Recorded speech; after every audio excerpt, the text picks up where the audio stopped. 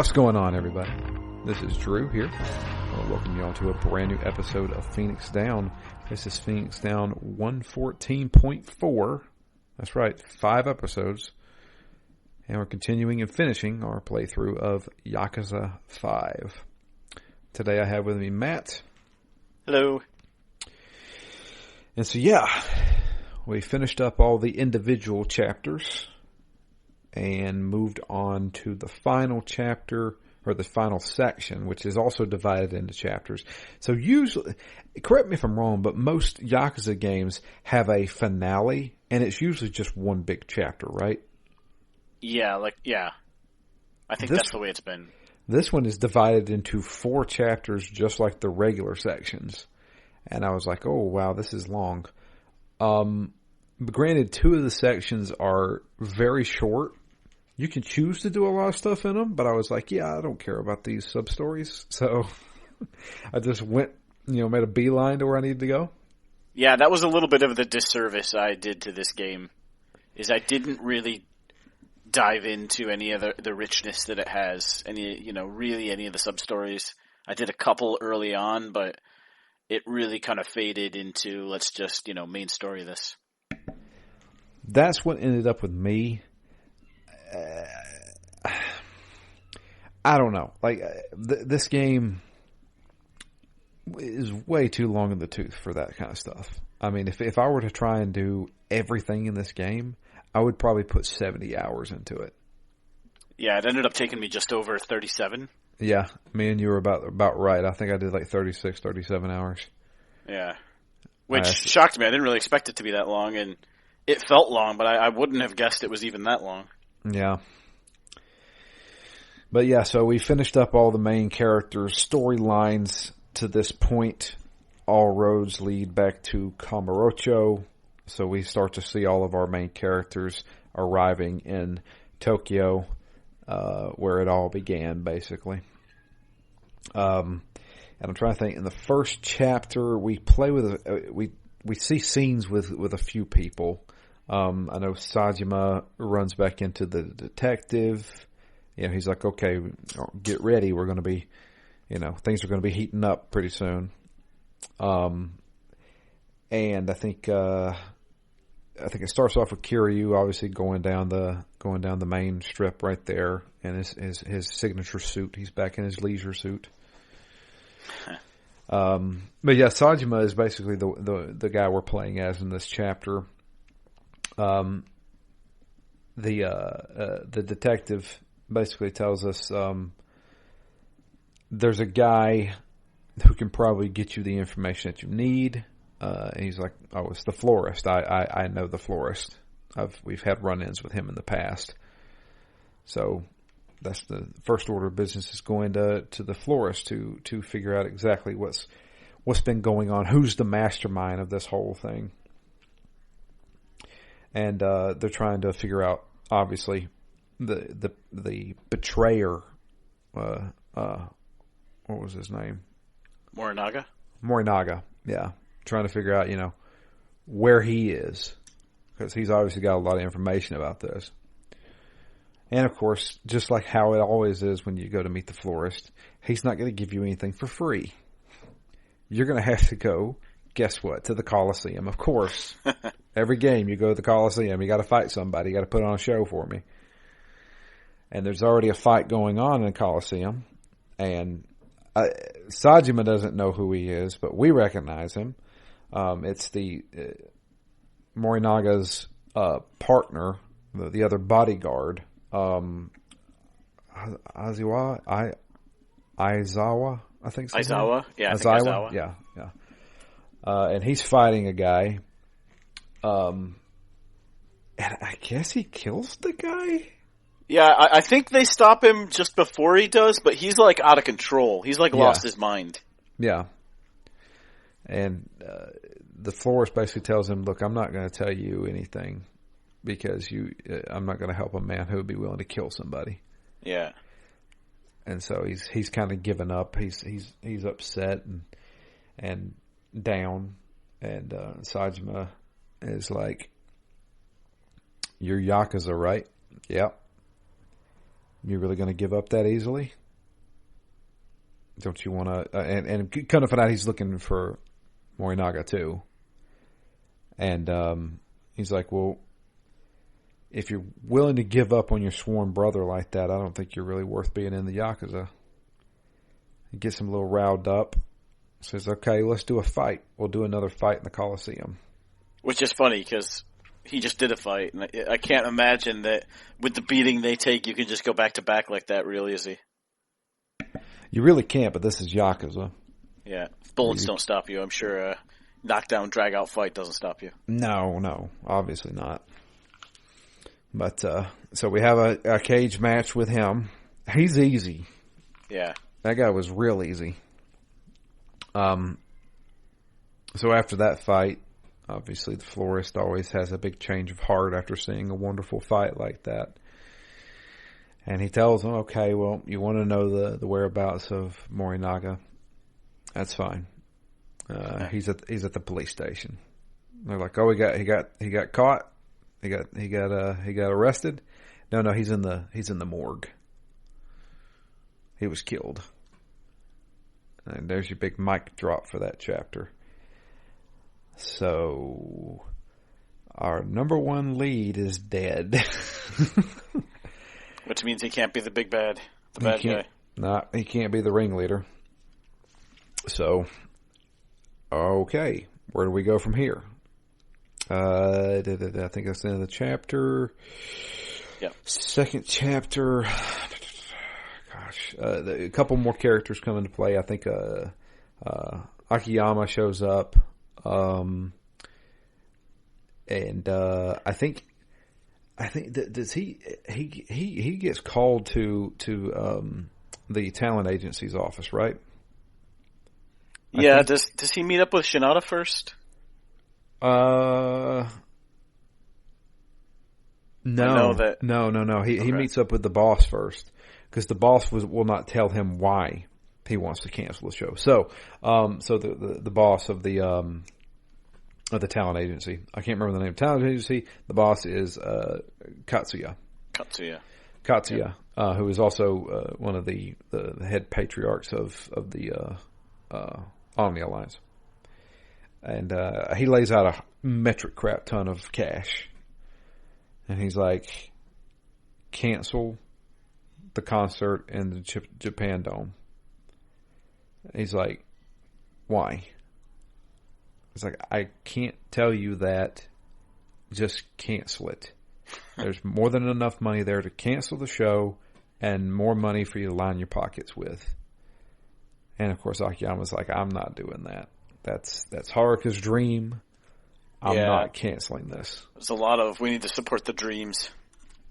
No amount of money matters. Yeah. So after that, he goes back to his Sky Finance office, and Shinada's there. So Shinada, the ex baseball player, he's sitting there. He's like, "Hey, I need some money." And he's like, "Okay, well, what do you need money for?" And he's like, "I really need to get this show at the Japan Dome canceled." And he's like, why is everybody wanting this canceled?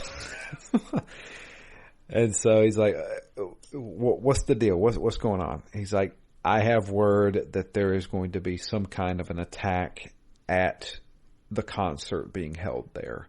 Did he mention bomb? Yeah, I was going to say, did he outright say bomb, or is that just kind of the implication? No, I'm pretty sure he said there's going to be like a bomb there or something. Yeah, I think he did. He did, but I don't think he knew, right? No, I don't think he knew. I think he just knew that there was going to be an attack there. Yeah, and he's like, "You got to cancel this show. There's going to be a lot of people hurt." And he's like, "What do you like? Okay, wait a minute. How do you know this?" And he basically goes through his whole story, how he found this stuff out, how he was a disgraced baseball player, the Yakuza's involved, all this kind of stuff. So they're like, okay, well, the only thing I can think of is let's go to the venue guy who's setting up this concert, and we'll talk to him. So we go talk to the organizer guy, And he's apparently been in the business a long time. And he himself said that, well, you guys don't know this, but it was supposed to be a concert for a whole new supergroup. Like, what are you talking about? He's like, yeah, it's not just for Haruka. It's also for T-Set. I was about to say A-Set. Haha. But it's also for T-Set. They were supposed to form this, like, big special musical number together and basically start their own, like, you know, band. And he's like, how do you know all this? He's like, because both companies started this to begin with. Like, secretly, that's what they've always wanted to do. They were working together. So Katsuya and Park were both collaborating, and we're going to have like this big reveal of this big massive supergroup. So all of this was basically planned from the beginning. Okay, well, Katsuya was behind this big thing. Why does he want it canceled now? Obviously, he knows that something bad's going to happen. So he's not really involved in it. He can't be part of the conspiracy. So where do we go from there? I guess we're just going to have to cancel this show, or at least do something. It's almost too late to do it now. I think that's the end of the chapter. Yeah, I think so. I got a little caught up in the back and forth here of canceling and not canceling, and there's a lot of players involved. So I was like, all right, well, I guess we're just gonna play this out and see what happens. Yeah. So basically, what ends up happening is everybody starts collaborating. So, I know like Kiryu and Akiyama, Shinada, Sajime, all of them basically meet up at New Serena. Which is kind of it's kind of cool to have all these characters that we've played throughout the whole game actually come together. Yeah. Some know each other from the past, some don't. You know, like Akiyama didn't know who Shinada was. Nobody knows who he is. And Kiryu's like, who the hell's this guy? So yeah, a lot of my thoughts were like, this is big. Like, all these characters together, this is big. Are they making a big enough deal about this? Like, is the game aware of how big of a moment this is? Oh, yeah, you've been waiting 30 hours for it. Yeah. Well, they're finally all coming together. Yeah, you got your whole squad. So, yeah, everybody kind of collaborates with each other, and they come up with a pretty big, you know, plan. Obviously,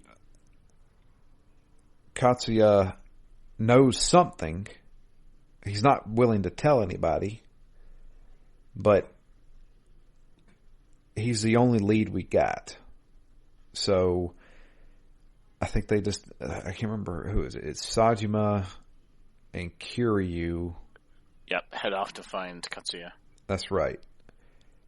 I don't know where Akiyama and Shinada go.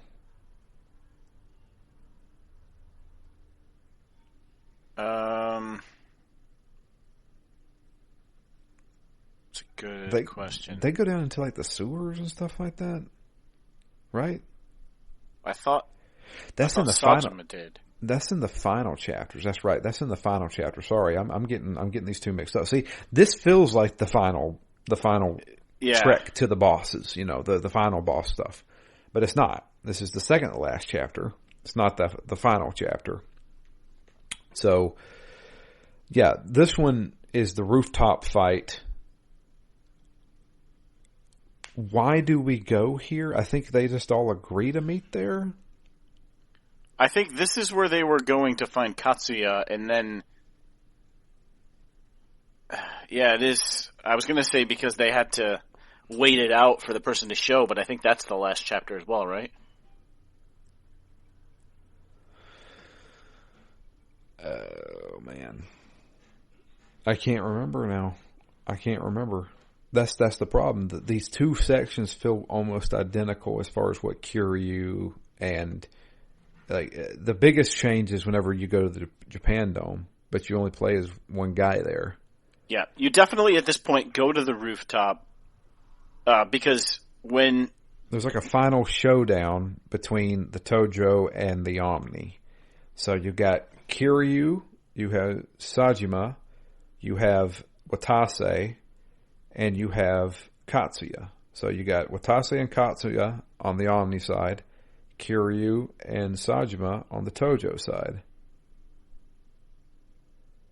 And they're supposed to duke it out. Yeah. I don't exactly remember what they were looking for, but they, we get there and Katsuya's like, well, we have to wait for one more person. That's when Watase shows up. Then they all go to the roof together. Yeah. And they're like, okay, well, I guess we have to have a big fight because it's not going to lure the guy out. He wants us to fight. So we have a big fight. You get to choose who you play as first, but you have to play as both people. Yeah, every time I had a choice, I picked Kiryu. Yeah, I did too. Even though Sajima had that massive life bar for me. I don't know why. It was like twice the size of everyone else's. I think because he's supposed to be like the tank of the party. The tough guy, yeah. Yeah. But yeah, you have two boss fights here. Neither one really posed an issue to me. Yeah, neither one of them were too hard. Yeah. So, I guess after the big fight, we drew out the mastermind, which I called it. Yep. It was the detective. The detective showed up. He shot damn near everybody. Just wounds, shooting in the legs and the stomach and stuff like that. Nobody dies. Nobody dies in these games. Yeah, I got stomach shots, some internal bleeding. Doesn't matter. Yeah. And the detective's there. He's so they're on a rooftop, but they're on like two skyscrapers. So he's kind of in between roofs, so they can't get to him. He's got a gun on him, obviously. So he finally it's him. He's the mastermind, but it's not just he's the mastermind. Who is he really? Well, he finally reveals it.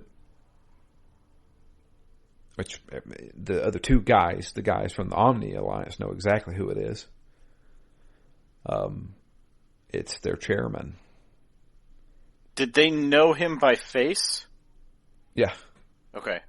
Because I thought that he used like a different name, like a code name or something. So, from what I can remember, everybody got shot. Bam, bam, bam, bam.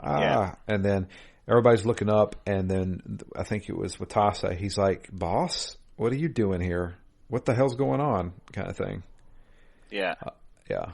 So he comes out and he's like, "Yeah, okay, so it's true. I am." Yeah, because that's when he gives his whole speech about how I did everything right. Isn't this where, is Kurosawa? That's his name, right? Is that his name? I have no idea. Yeah, I think it was Kurosawa. Okay.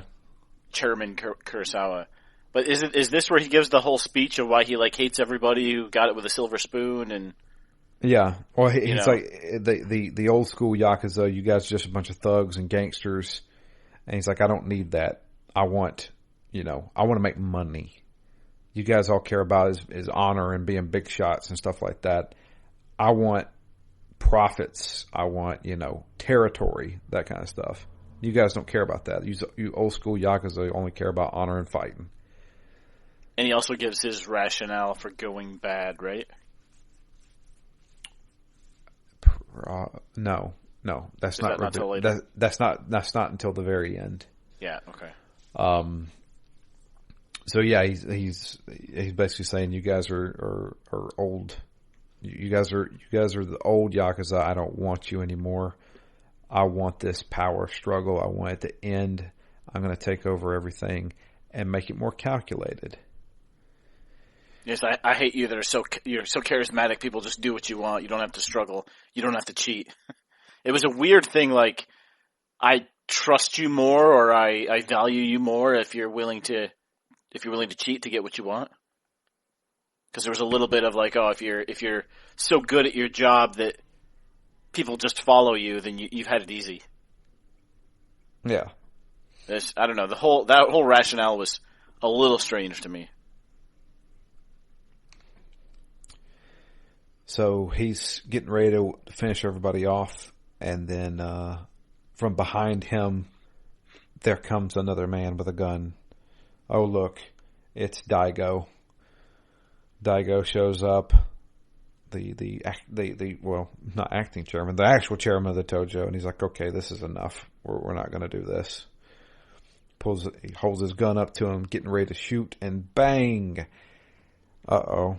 It wasn't Kawasawa that got shot. It was Daigo. And from behind him,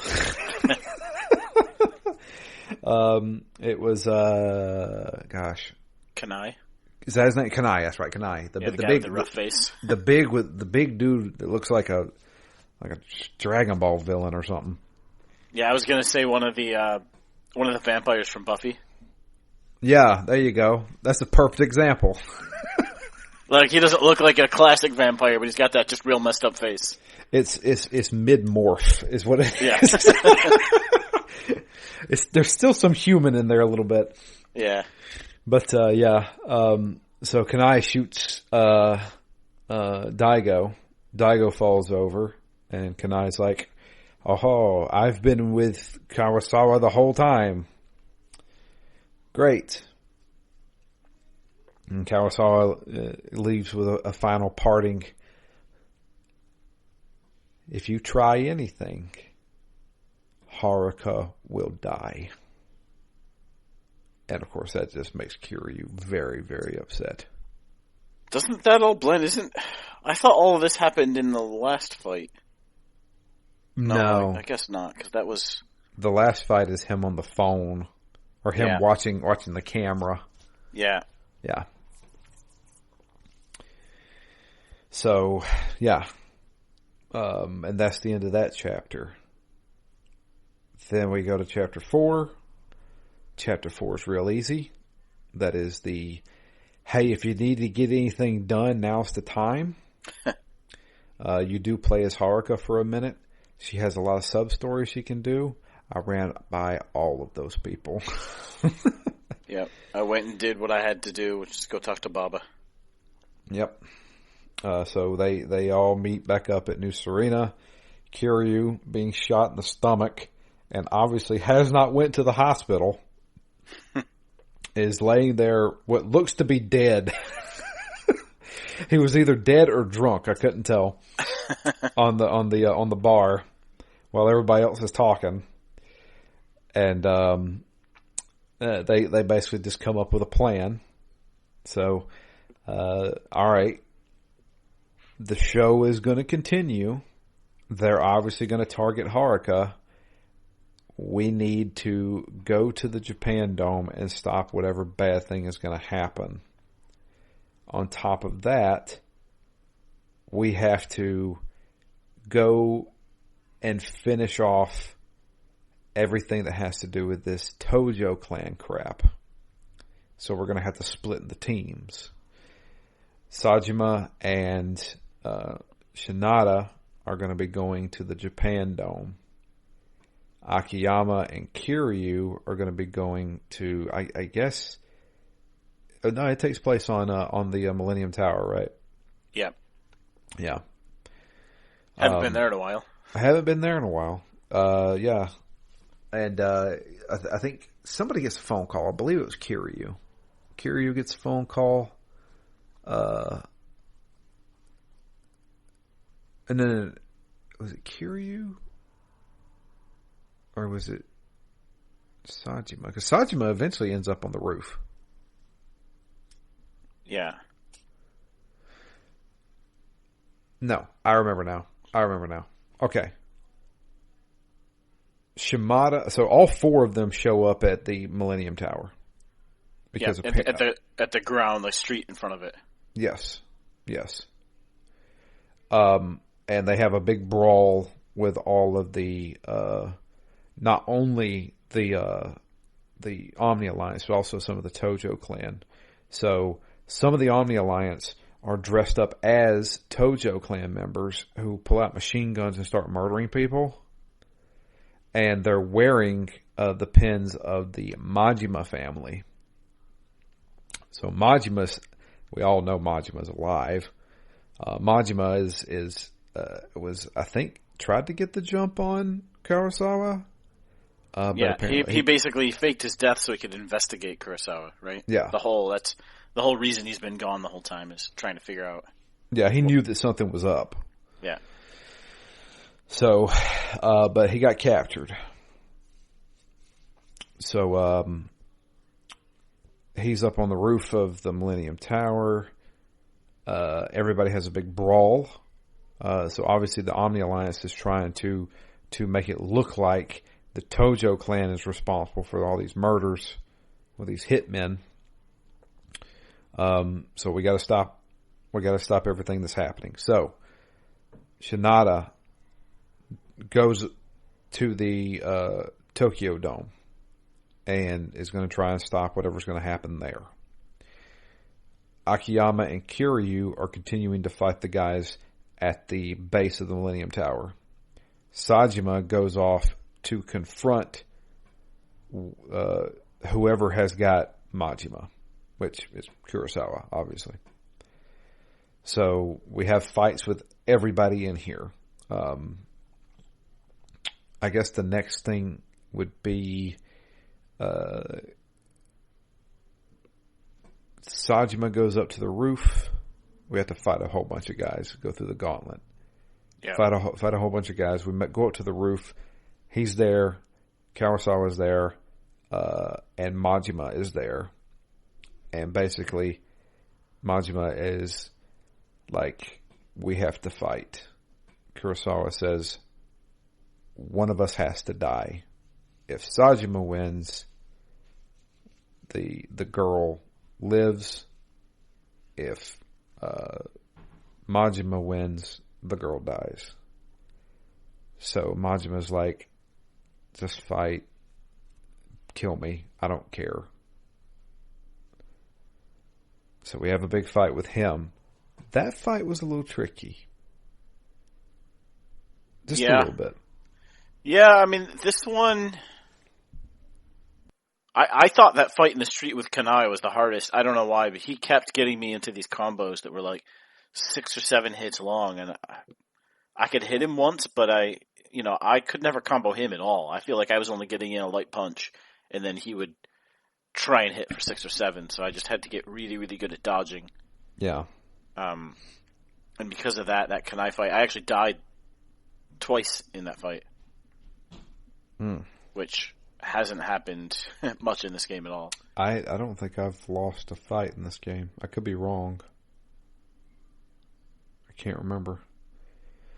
But yeah, so Majima has an ability that I've never seen in a Yakuza game.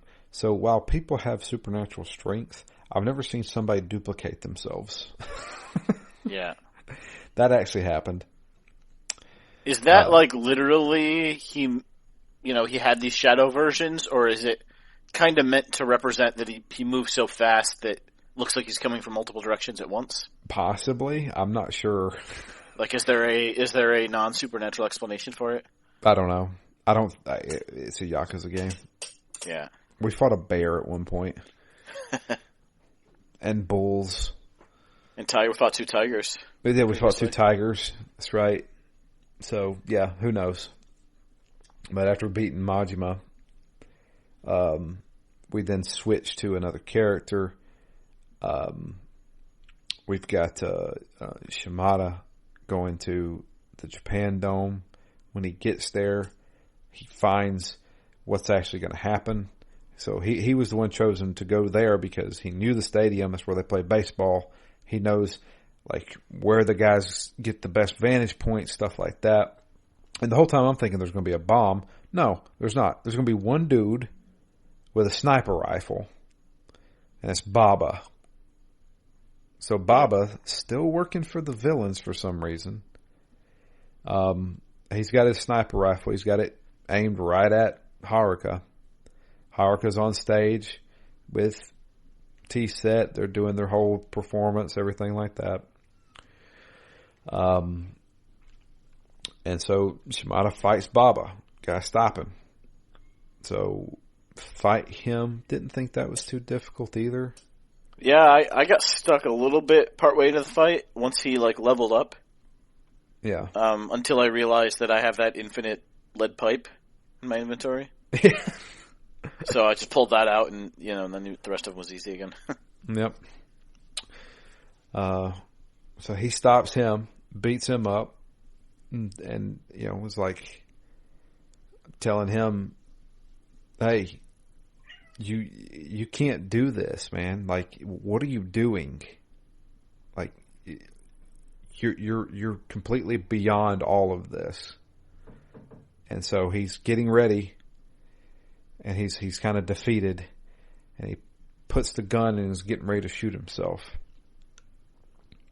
And Shimada's trying to stop him, and then the but he's too gun, slow. yeah, and the gun goes off, bam, and looks like somebody shot the gun out of his hand, and they turn and look.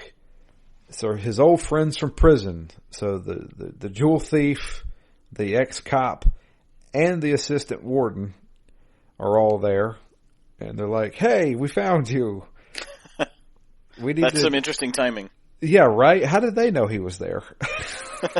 Right? We found you in this secret location. Yeah. We knew you were going to assassinate somebody, so we came to stop you. Also, why don't you come back to prison where you belong with us? You're clearly a criminal. Yeah. But they like, hey, come on, it's going to be all good. So I guess that ended well. And, Shimada's all beat up and tired, so he just kind of sits there and watches the rest of the show. Contemplates life. Yeah. Cries a little. Yeah. But he notices that there was also a camera pointed at the concert. Obviously, somebody is live streaming this, so he grabs it and is looking at it. Well, who's watching that camera? Kurosawa is, and he's like, "What's going on? She should be dead right now." And so he's like, "Crap." So Kurosawa comes out and says, "Look, I know you guys are probably wondering why I'm doing all of this. I'm trying to get rid of the Tojo and the Omni in a sense of get the old out and get some new fresh blood in. Trying to eliminate all those guys. Because I am dying, contrary to what you may believe. In fact, he's actively dying right there. He's spitting up blood and stuff. So he does have cancer. And he said, I was trying to pave the way so that my successor could come in. Okay, well, who's your successor? It's none other than my son. Okay, well, who's your son? And he's like, yeah, I think it kind of pauses there. Yeah. And they switch to Kiryu. Kiryu gets word. I think he gets a phone call. Yeah, to head back to the Tojo headquarters. Go back to Tojo headquarters. Something's going on at Tojo headquarters. So Kiryu's like, okay, I'm headed to the Tojo headquarters. Akiyama's like, I got the rest of these guys. Akiyama then has a boss fight with Kanai, which is the one that you had a difficult with. Yeah, this is the one that killed me. Yeah. Yeah, it did kind of suck. He could get you like stun locked, I guess is the best way to put it. Yeah, it was that and the fact that it was a fairly small arena. And he was aggressive at like chasing me, so I didn't have a lot of time to get away. And I don't know, he had a pushback. There were a lot of moves that I tried to do that he would just like counter, basically. Yeah, he was very aggressive, and he also had like his goons with him. Yeah. And his goons aren't like the regular goons in the Yakuza games where you hit them like twice and they fall over. No, these guys had full health bars. And I was just like, wow, man, this is... Like, I just want to knock out the goons first, but this guy is so aggressive, he comes up behind me whenever I'm trying to hit a goon. Yeah, that's the thing, is that each goon was not difficult, but they would keep you stationary just long enough that his aggressiveness would hit you from behind. Yeah. But after beating him... I think Kanai tries to get the jump on him at the end of the fight, and all these people start showing up. So you've got all the different families that have been showing up for the Tojo's been trying to recruit, right? So the families from all the different cities, they show up, and they basically are like, nope, you're not doing whatever you think you're doing. And I can't remember who it was. It was one of the big bosses comes up to him, and he's like, no, it was Watase. He comes up to Akiyama, and he's like, well, you better cherish this moment because it's never going to happen again. But he bowed down to Akiyama, and everybody in the streets bowed down to him. Like, he had all the Yakuza bowing down to him. He's like, we are in your debt for this. And Akiyama's just like, wow, this is a crazy day. So, Kiryu's rushing to the Tojo clan headquarters. We cut back up to Sajima talking with the Omni Alliance 7th chairman, who reveals who his inside man, if you will. It was none other than the other bodyguard, Aizawa. Aizawa. He's been around the whole game. He has from the first chapter. He was there, and he was behind all of it. So if you go back and you think about how Aizawa was acting whenever when Kiryu showed up at the old man that got stabbed, and the bombing, it kind of makes a little sense. Seems like he could have been in on it. So Aizawa is at the Tojo clan headquarters. When you get there, it's snowing. Really cool atmosphere here. Yeah. All the Tojo guys are either dead or knocked out. Yeah, as you're running through the building, there's just like bodies everywhere. Yeah. And when you make it up to the top floor there into the meeting room, Kiryu sees at the head the chairman seat. There's Aizawa sitting in there. Yeah, exactly where you would expect him to be sitting. Like, he's already assumed command. Oh, yeah. Kiryu's like, that seat's not yours. That's for Daigo. And he's like, yeah, where's Daigo right now? Well, Daigo's in the hospital. He got shot. Yeah, at least somebody ended up in the hospital. Yeah. So, proper care. And he's like, I don't know what you think you're doing, trying to take over, but this ends now. Yeah, you're right though. This whole scene had a really good sense of atmosphere. You know, when Kiryu walks in there, it's absolutely like, how dare you be sitting there? Yeah. You have no right to sit there. He's like, well, pretty soon I'm going to be the chairman of both. So, not if I have anything to do with it. So, we have our big boss fight with him. And he gives a little bit of a speech just about how he's always wanted to be better than Kiryu, right? He always just needs to prove that he can beat him. Yeah. He's heard the legend of the Dragon of Dojima. And he's like, I've never been able to see you or try to, prove myself, but now's the perfect time. Now he had a samurai sword, but he's like, I want this to be an even match. Yeah, I need to prove that I am better than you. So he throws the samurai sword down, and we start having a big, massive fight, which spans the entirety of the Tojo clan headquarters. Holy crap. This is the longest fight ever. Yeah, how many health bars did he actually have? It must have been 6 or 7? At least 6. It was like silver, and then blue, then... Gosh, I can't remember. There was green in there. Then yeah, it's definitely purple, blue, green in there. Yeah. And then yellow and orange towards the end, the last 2 that most people had. All the karate colors. So, there you go. But yeah, and it just keeps going. The good thing about this fight, and the reason why I didn't mind it, was that there were multiple like in-game cutscenes where you could do button prompts, and you would take damn near half of his health down. Yeah. You know, and I was like, okay, they're making it a cinematic journey kind of thing. Yeah, as it travels location wise as well. Yeah, so you start at the meeting room. You go into the hallway. You then throw him off of the stairs into the main hall.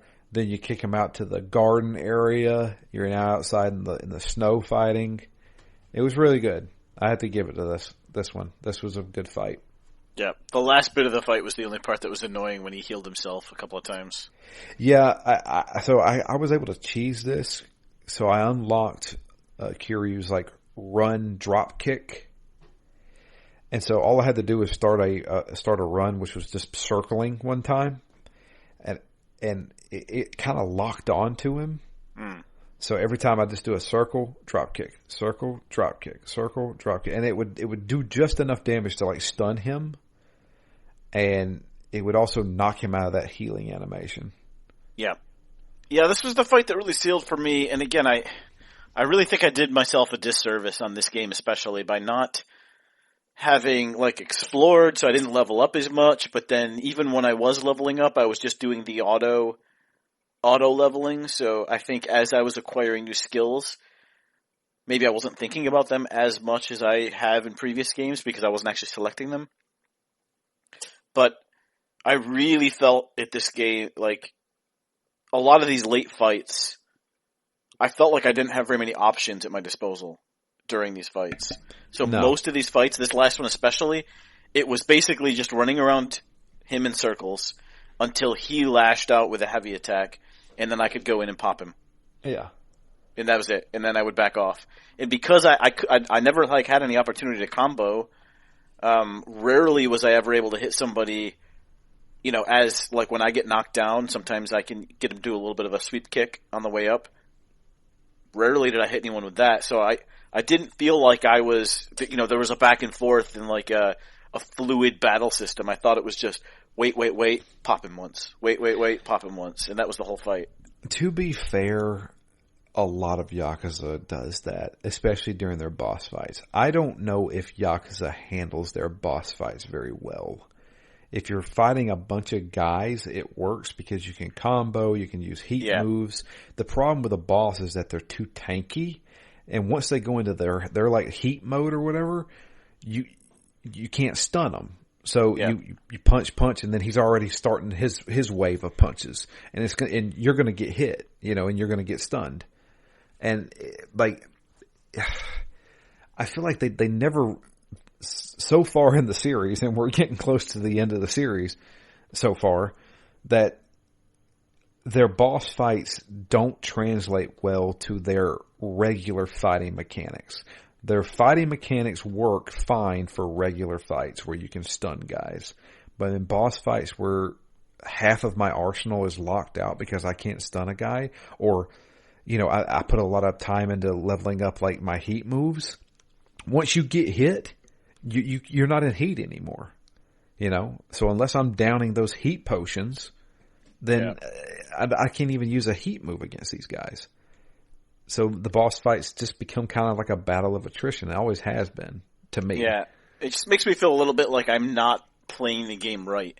Yeah, I don't think, no, we're playing the game how it's supposed to be played. It's just that I don't think the boss fights translate better in that sense. I think it's just... Yeah, like every time I get into a boss fight in a Yakuza game, I'm like, okay, this is just going to be, you know, as long as I've got like 5 healing items on me, I can just wear him down, you know, and that's exactly what it ends up being.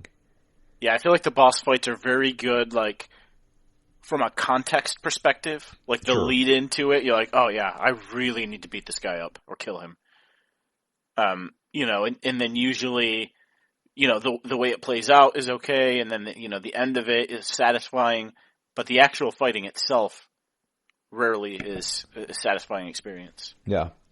Which is why I'm excited for Like a Dragon, because the combat is completely overhauled. Yeah. It is a turn-based fighting game. I think that, for me, like, playing this game, that's one of the biggest things that I would have loved to have seen better. Yeah. Yeah, definitely. And I'm hoping we'll have that in Yakuza 6, mainly because we're going to be centralizing on one character who we can then customize and level up what we want. Possibly like a skill tree or something, because they seem to kind of change it every game slightly. Yeah. So maybe they did it, and there was years and years in between Yakuza 5 and 6. So they obviously worked on this game pretty long. So we'll see. It's interesting because I read, I think on the wiki, that this game had a double the development time of the previous couple. I mean, I probably would agree with that. Just the amount of content that's in here. Yeah. I mean, there's a ton of game, stuff. Yeah. It's a very long game, but then there's also a ton of stuff we didn't do. There's probably double the game that we played. Yep. I never went back. Finally, in this last chapter, are you able to go back to the previous areas? I wanted to. I wanted to go track down that bear. I didn't, but theoretically I might.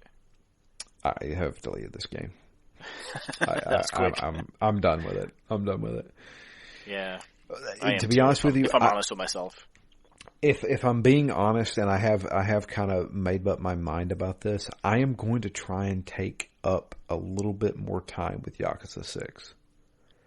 Yeah. Not only because it's Kiryu's last outing, but it's also that new engine that I really like.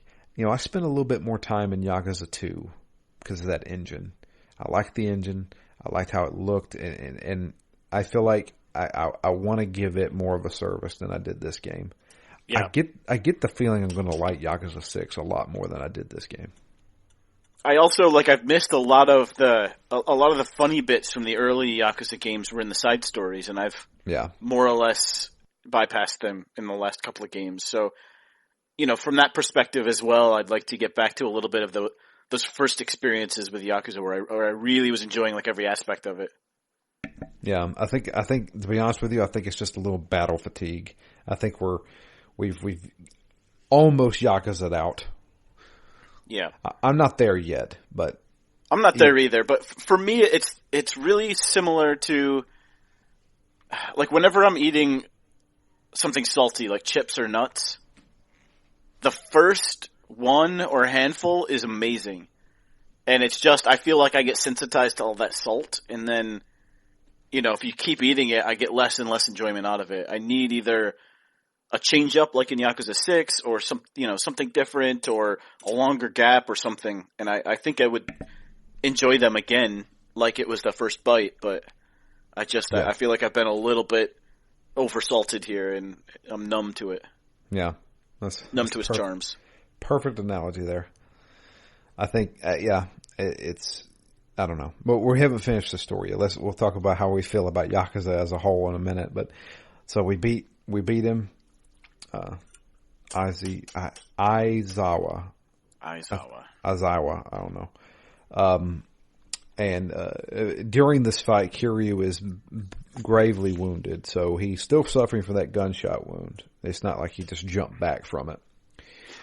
And it's now the wound is now opened again. He is now bleeding out, and he leaves the Tojo clan headquarters, and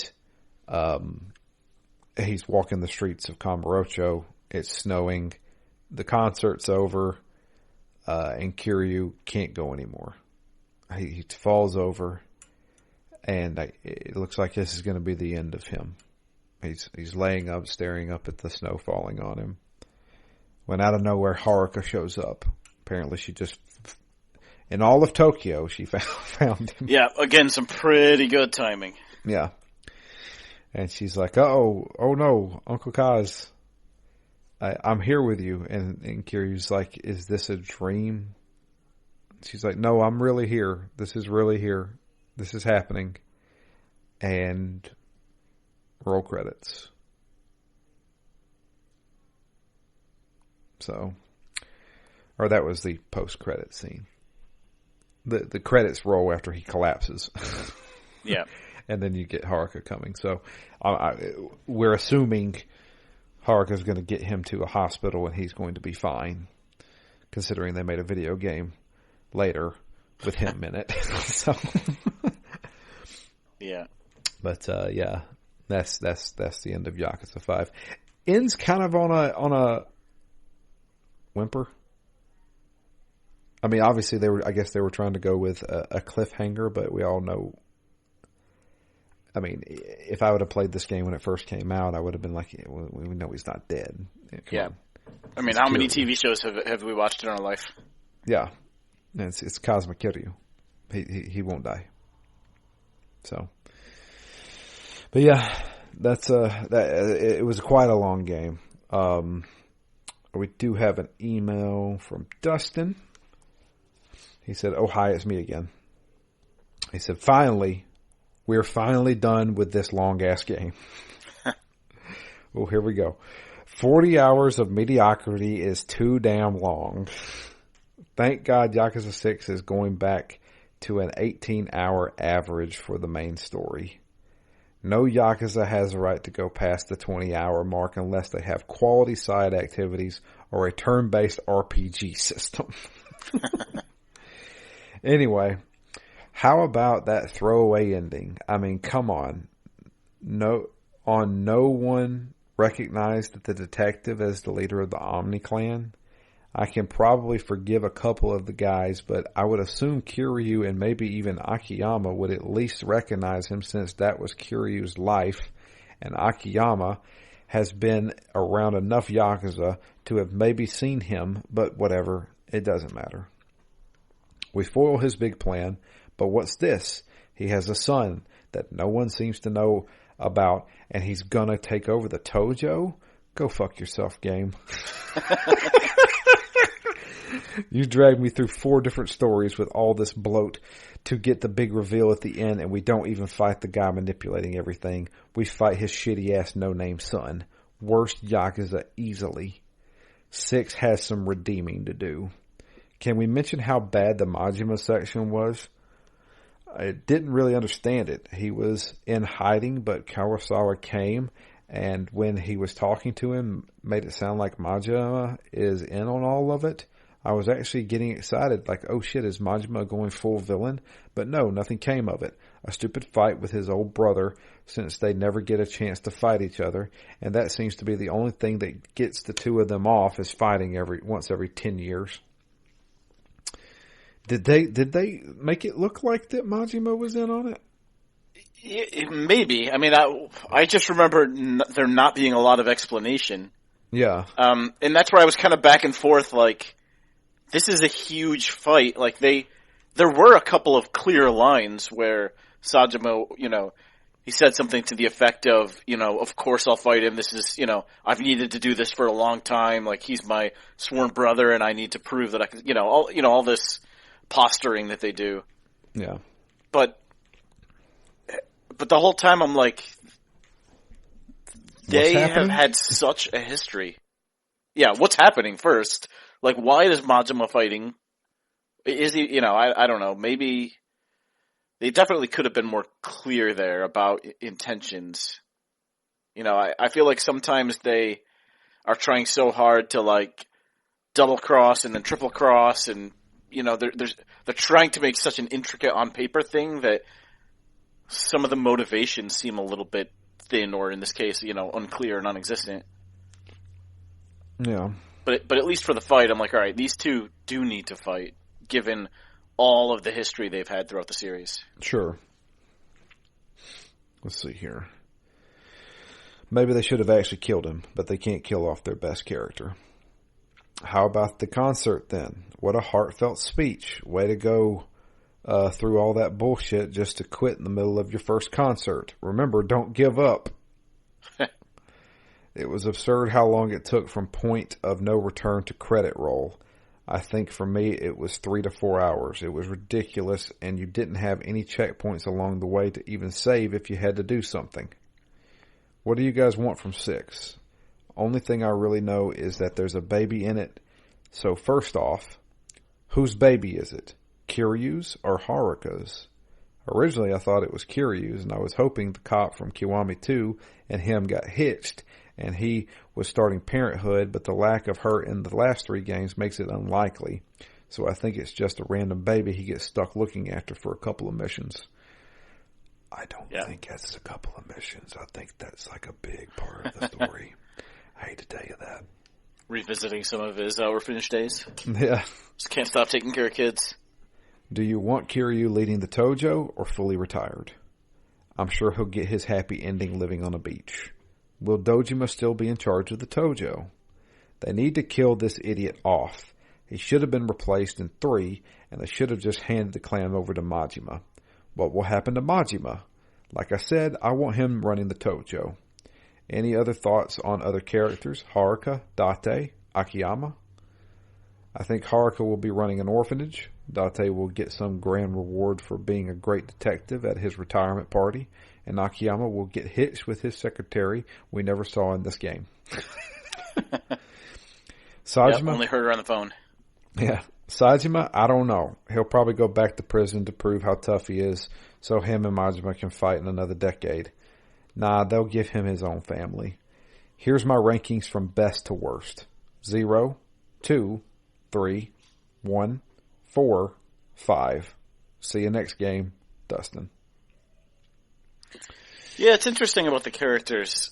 The first chapter of this game I absolutely loved because of all that flavor, all that like contemplation on life and failure, and whether they're still at their peak and not, and should we even be doing this? There was so much like self-reflection and contemplation. It was strange from these guys that are so tough in the Yakuza, but it came from multiple characters, and it really felt like a theme, and that never persisted at all in this game.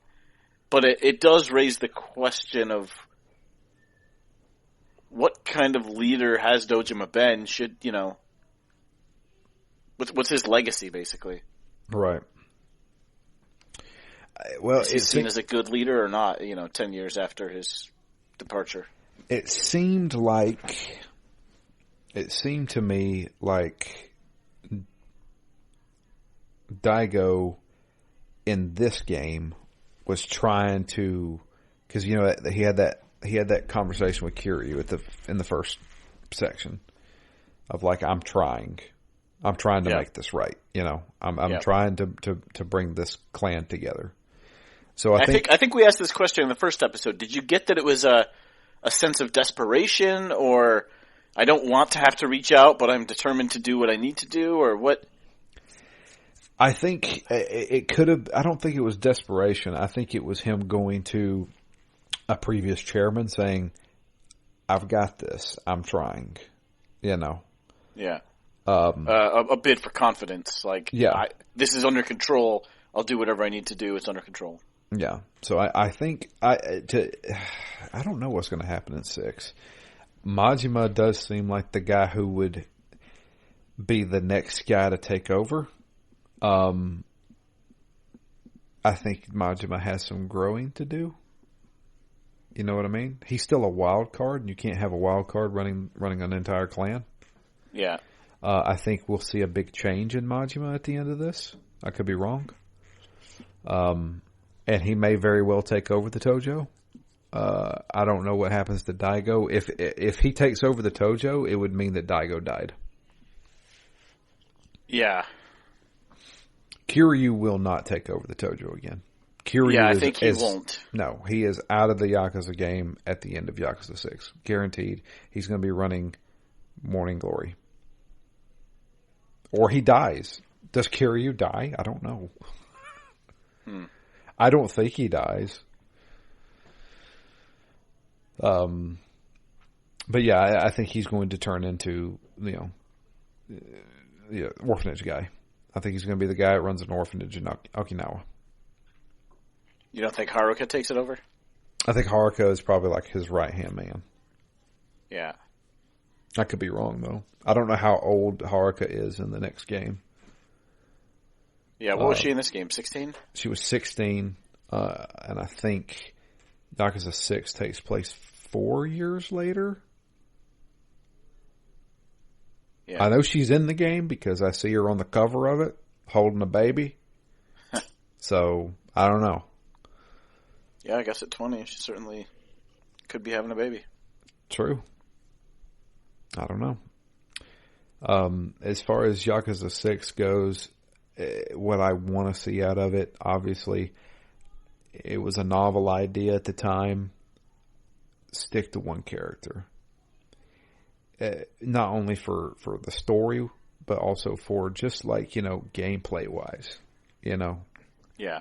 Because it just, switching back and forth between guys, you're not getting this character development. Because let's not forget, while this may be a beat 'em up game, it's still a role playing game. You're leveling up, you're getting items, you're getting gear, all this kind of stuff. Like, let me freaking role play, And you can't do that when you're changing party members. And honestly, I think what ended up happening, like why would this team make a new Yakuza game and make it a turn-based role-playing game? And I think it was because either the development team got sick of making them like that, or maybe they listened to their fans talking about it. Like, we need to change this up. It needs to feel fresh. Yeah, if we keep doing this, people are going to stop playing them. And maybe we got a new protagonist, new. I guess it's still in Kamurocho. I'm not sure, but new everything, And they wanted to change it up, and I think that's probably the smartest move they've made. And I haven't even played the game. I've seen some gameplay of it, and I'm like, this is drastically different. Obviously, you're literally going through menus to attack and stuff like that. Is this? So I haven't seen any gameplay of this. I know I've seen none of it, but the only thing I can think of is Metal Gear Acid, where it was Metal Gear, but it was a card game. Yeah. So, no, it's from what I can tell, you can still move your character around, but you have to wait almost like for an active time battle bar to fill up, I think. And you choose an action, they do it. And I think that it depends on positioning. So if you're close to a guy, you may be able to grapple him if you choose to grapple, or you can do certain moves depending on your positioning. I'm not sure. I've only seen it played. I haven't seen it somebody playing it like in front of me kind of thing. So I'm not entirely sure, but it is drastically different, obviously, because you're choosing what to do, and it seems to be more of a turn-based sort of deal. So I am nothing but excited for Like a Dragon. I think it will be a fresh new take on Yakuza, and like I said before, they have stated that going forward, the Yakuza games will be like this. Oh, they're not going to be changing it up further. It's just the new format. It was one switch, not a. Yeah. So prepare yourself. Every game could be wildly different. No, I think it's going to be sticking to turn-based combat. They said that they're going to reserve their beat 'em up style for the Judgment series. Yeah. So. But yeah. I like I said earlier, I do feel like with Yakuza 6, I'm definitely going to try and put a little bit more time into it. A little bit more going into the sub-stories. I know that you run your own baseball team, so I may explore that a little bit. But I kind of want to get that full experience with Yakuza 6, just because it is Kiryu's last game. It would also be good if all these stories, they don't need to, because I feel exactly the same way. I want to spend that extra time, in what makes Yakuza good. But there were so many big side stories in this game that, had the game been shorter, I might have tried them. I didn't feel like I was in a position to, given how long the game was. But they were clearly meant to be substantial. If you went back into the woods to fight that bear, it was going to be more than 30 minutes, I think. Or, Shinada's section where you're in the batting cages and you can clearly level up and buy gear. That was going to take a while, it feels like, to see that through to the end. if that tied in more to the story or more to the character progression, or if leveling mattered a bit more, it would provide another like incentive for doing it rather than just because I want to see what the game has to offer. Like I wish the game said, no, you actually really should do this for a gameplay reason, not just for a self-satisfaction kind of thing. The issue then is that it can distract from the main story. It makes it feel like padding. Yeah. There's a fine balance there. And if they tried to weave it into the story, because they did, remember when we first had to do all those hunts in the woods? Yeah. And I was like, I don't want to do this. The minute they said I could go to town, I went to town. And it ends up feeling like bloating. So I see why they make it just optional side stuff, because there is that fine balance that, you're going to bore your players if you don't. So I get where they're coming from there. Could it be implemented a little bit better? Maybe. My other issue is in this game, like I was interested in seeing some of that stuff, but I didn't. In the end, I mean, it's on me, but I didn't go back and do any of that at all. The reason why, and I think Dustin kind of hit on it, was that because the main story is 30 hours. Yeah. You're just like, holy crap, I've been playing this game forever, With Yakuza 6, he's saying that the main story can be completed in 18 hours. Well, you know what? Maybe since the game's kind of winding down a little bit, I can do some of this side stuff and enjoy it because I haven't spent so much time doing this game. You know what I mean? Yeah, and that's actually where I think there's quite the range of the way that's handled, even just like generally in RPGs, right? If I've just got a bunch of things to do and I don't know which ones are main story, I don't know which ones are side story, it all gets jumbled together. You lose the thread line, and that's like, I stop playing games at that point because I'm like, look, I either don't know what to do or I've got a lot of things to do. I don't know which ones matter. The games that really make that super clear, here's your goal, but you can also do side stuff if you want. I feel a lot more comfortable doing the side stuff when I know that I'm not going to lose the thread because it's very clear, however they define main story mission versus side story mission. Yeah. As long as they do that well, I've said that before. I don't mind wasting time, if you will, or grinding if I know that's what I'm doing and I sit down and that's the intent to do. But even sometimes in these games where I just want to go from A to B and you get into 6 street fights, I'm like, well, that's not really how I want to spend my hour that I had today to play. Yeah. But if I knew, I'm like, all right, I'm only going to go do street fights to build up some money.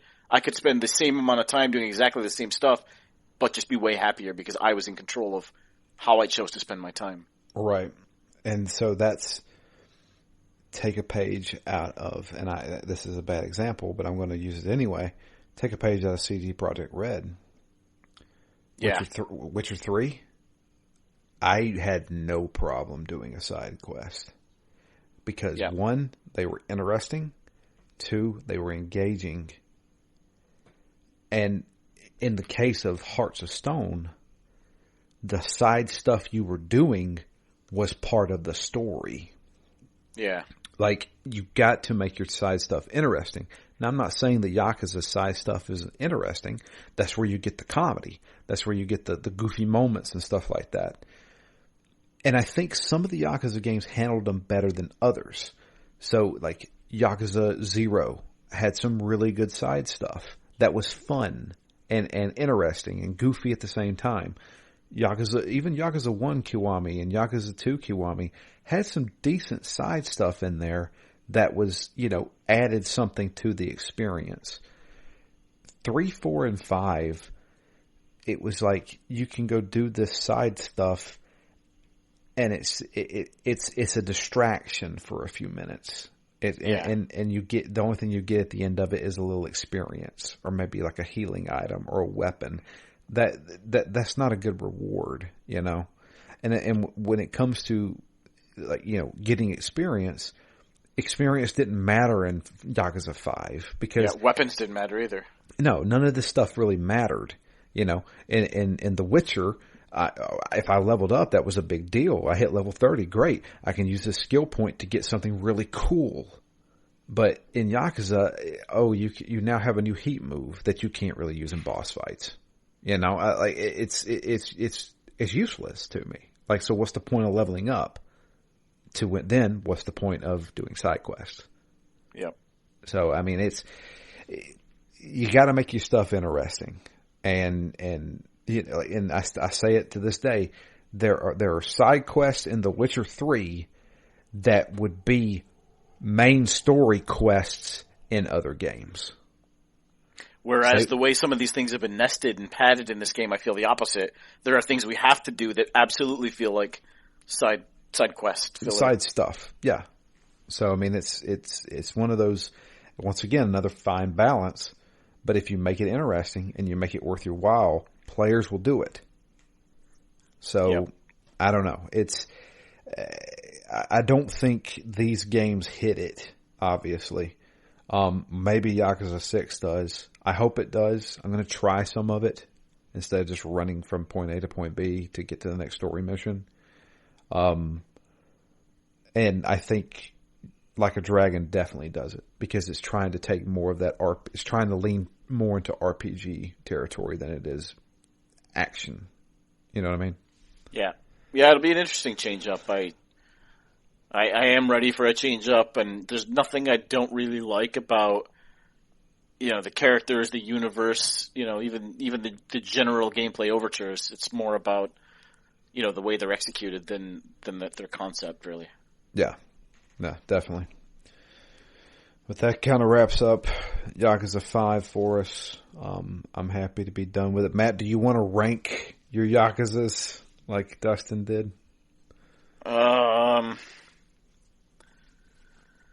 Yeah, I think I'll need to sit down with him again, but definitely 0 and 2 to start it off. Mm-hmm. Probably then 3, 1, 4, 5. Gotcha. So you like 3 better than 1? I'm torn because the more I think about 1, the more I focus in on the awful mission structure. And even just the beginning of that game, I don't know. I really didn't like the beginning of the game. I'd probably have to sit down and think about it more to, overall, I don't know which one I like more. Yeah. Kind of similar in my book. I mean, very different, but. Yeah, I don't know how I could rank those. So, Yakuza 0's the best. Yakuza 6 will be hard pressed to beat 0. Yeah. 2 is definitely up there. I would go 0, 2, 1, 3, 5, 4. I enjoyed this game more than I did Yakuza 4. Yakuza 4 to me was kind of boring.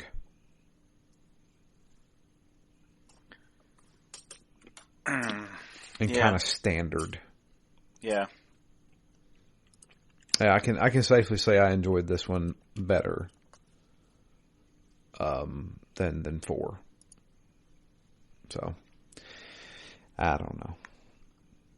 But we're moving on. We're going to take a break from Yakuza. We will be coming back to 6 after our next game. But our next game is going to be The Sinking City.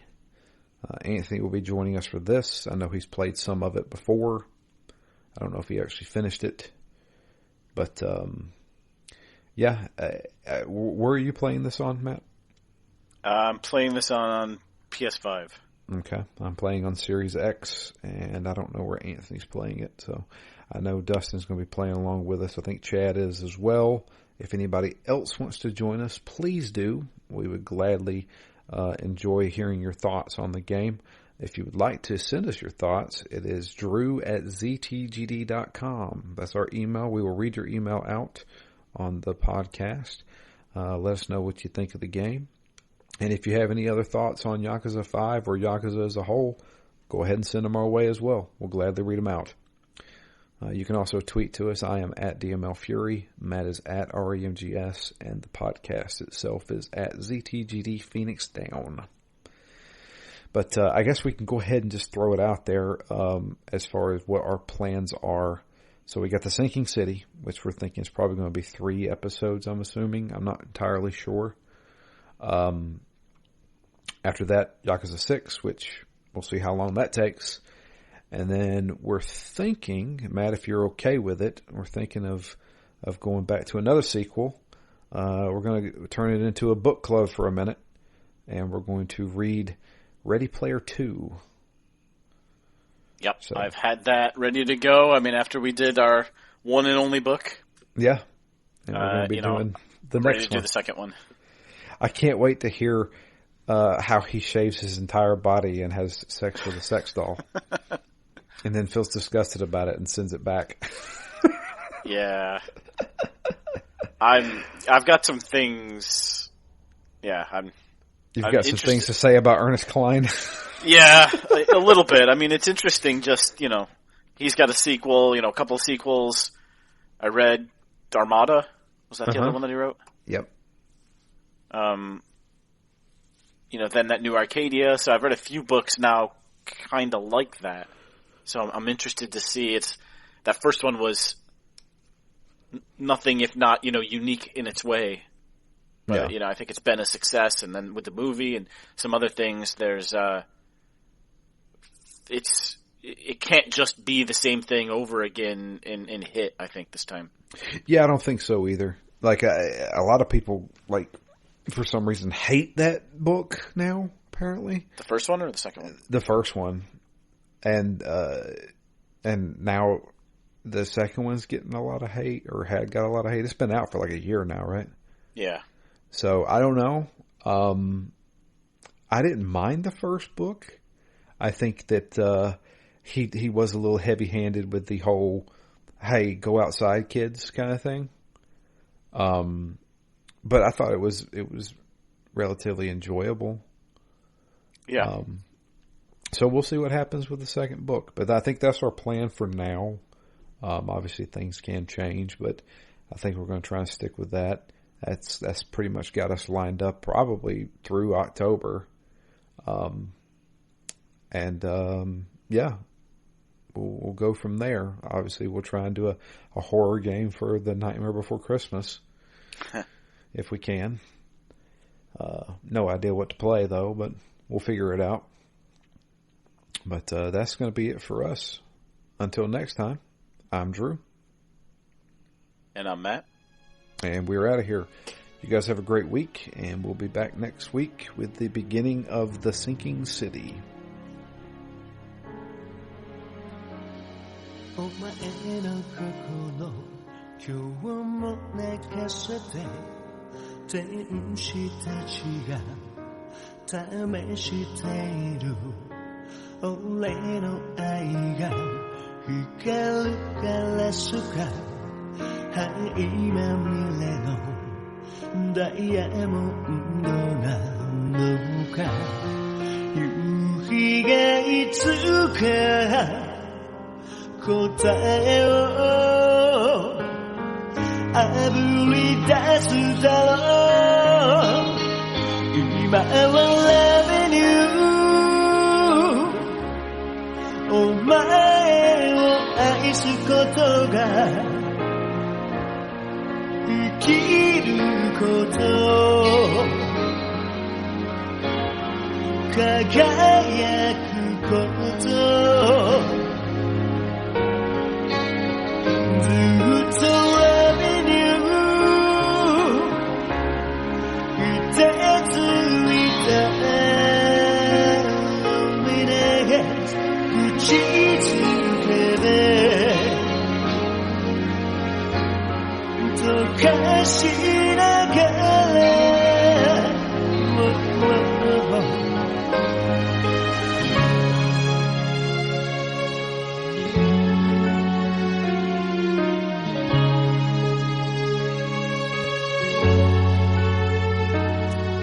孤独の月が満ちた夜にはコートの中抱きしめよう暴れ出した胸の痛みを飼いならせるほど人は強くないんだから今夜涙に濡れた瞳ですがればいいさそうさレベニューどれだけ傷ついてもこの愛はダイヤモンドいつもレベニューいつもロンリネス今はまだ消せなくても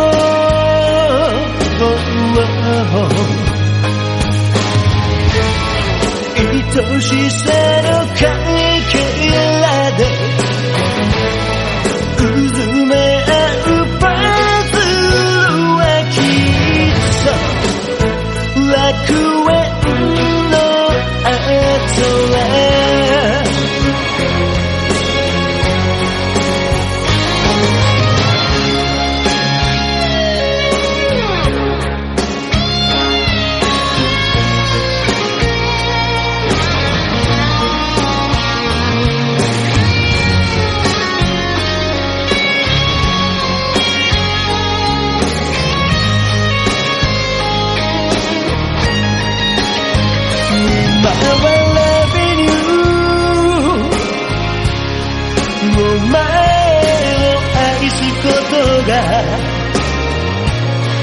生きること輝くことずっとアベニューいてついてロンリネス口づけで溶かしながら